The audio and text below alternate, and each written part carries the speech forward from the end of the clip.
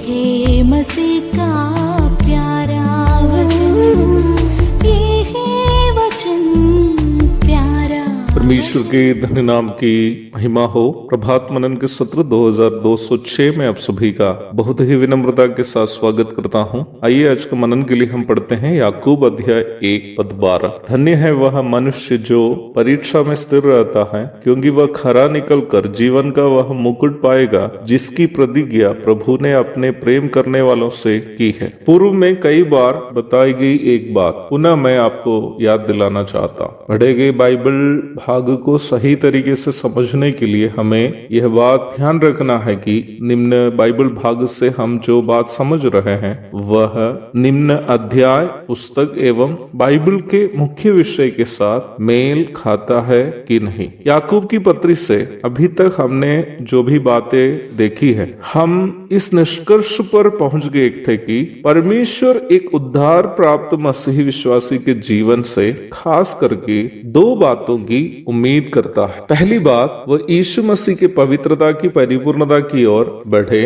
दूसरी बात, वह उस काम के लिए अपने आप को उपलब्ध करे जो काम परमेश्वर उसके जीवन से करना चाहता है। इस परिप्रेक्ष्य में देखने पर याकूब के अध्याय 1:1 से 11 तक के भाग को इस पुस्तक का एक परिचय अथवा इंट्रोडक्शन के रूप में हम समझ सकते हैं। मैंने पूर्व में आपको यह भी बताया था कि याकूब अपनी इस पत्री में वास्तविक आत्मिकता और कपट आत्मिकता को विभाजित करके परिभाषित कर रहा है। वास्तविक आत्मिकता जिसकी वजह से परमेश्वर हमारे जीवन में प्रसन्न होता है, वो हम अपने जीवन में यीशु मसीह के पवित्र स्वभाव की परिपूर्णता में बढ़ना और प्रभु की सेवा के लिए जो वह हमारे जीवन से निर्वाह करना चाहता है अपने आप को उपलब्ध कराना है। प्रारंभ में पढ़ी गई पद को सही तरीके से समझने के लिए इन बातें मन में रखते हुए पद का मनन करना जरूरी है। हिंदी अनुवाद के बाइबल में 12वीं एवं 13वीं आयतों में जो परीक्षा शब्द का उपयोग किया है,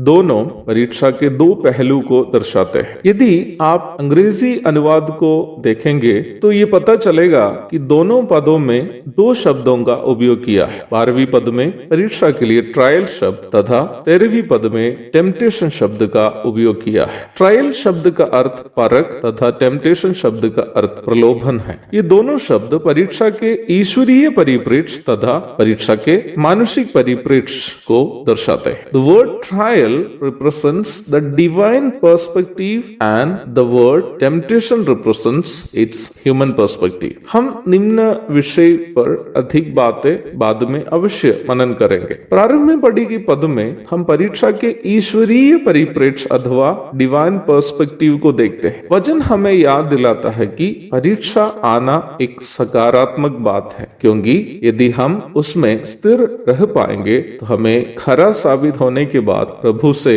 वो जीवन का मुकुट मिलेगा जो प्रभु अपने प्रेम करने वालों के लिए प्रतिज्ञा की है। परीक्षा के संबंध में हम यहाँ 3 महत्वपूर्ण बातें सकारात्मक परिप्रेक्ष्य में समझ सकते हैं।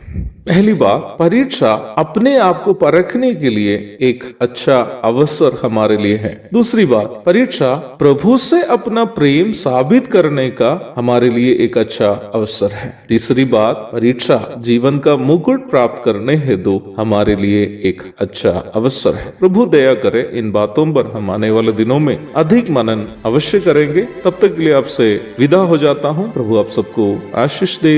आमीन।